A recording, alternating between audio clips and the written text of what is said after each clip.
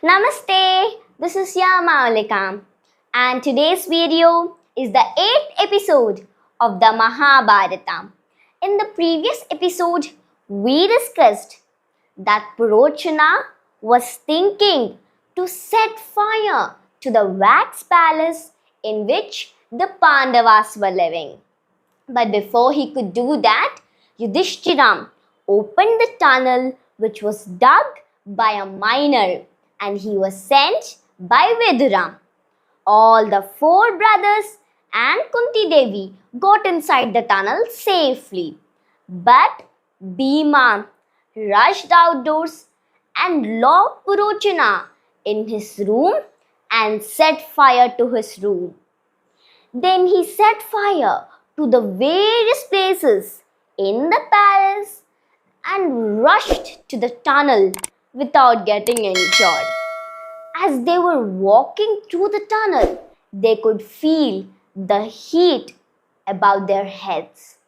The wax palace burnt vigorously for many days. The villagers tried to stop it, but in vain, as the wax palace was made with such combustible materials that it was impossible to extinguish it. The villagers cried, thinking that the Pandavas had died. They realized that it must be the plot of the Kauravas. When message reached of the death of the Pandavas and their mother to Hastinapura, everyone were grief-stricken. The people sang the praises of Kauravas as they were forced to do it. Amidst the pain and sorrow, they had to do it. Bhishma was grief-stricken.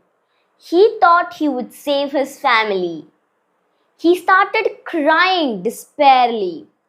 Vidura, who had got a message of the escape of the Pandavas, consoled Bhishma by telling him that the Pandavas had made their escape. Meanwhile, Kauravas were excited. They were full of joy, but they shed crocodile tears. Now, while they were walking through the tunnel, in the night they came out of it.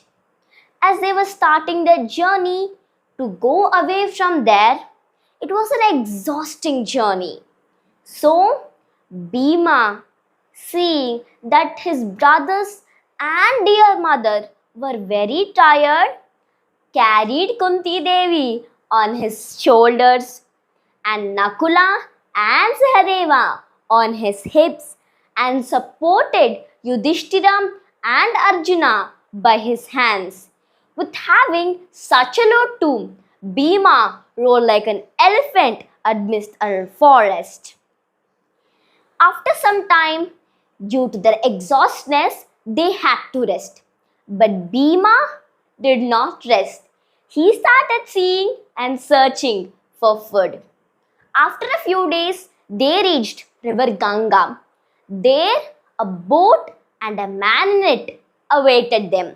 Then the man said to them, Pandavas, your uncle Vidura has sent me.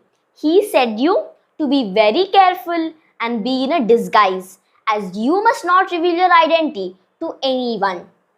Then Yudhishthira nodded his head thoughtfully, and slowly they made their journey into the other villages.